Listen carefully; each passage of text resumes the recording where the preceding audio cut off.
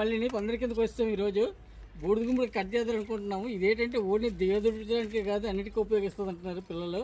అంటే అన్నీ చూస్తున్నారు కదా యూట్యూబ్లోని, ఏ కాయ దేనికి పని చేస్తుందో అలాగే చూస్తున్నారు.